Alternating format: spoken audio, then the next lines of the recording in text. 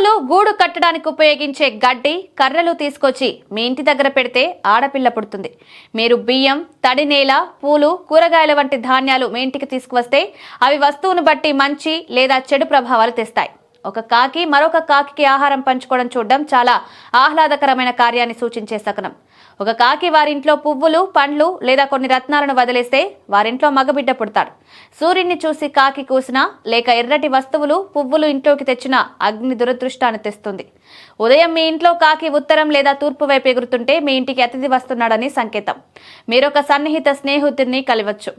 ఎక్కడికైనా ప్రయాణిస్తున్నప్పుడు కాకి మీ వైపు తిరిగి ఉంటే ప్రయాణాన్ని వాయిదా వేసుకుంటే మంచిది.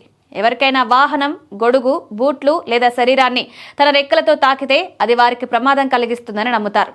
కాకి ఇంటి దగ్గర ఇలాంటి పనులు చేస్తే శుభం, అశుభ శకునాలుగా పరిగణించవచ్చు. శ్మశానంలో పిండాలు పెట్టే దగ్గర వచ్చి వాటిని ముట్టుకుంటే మన పూర్వీకుల ఆత్మ శాంతించినట్లుగా భావిస్తారు.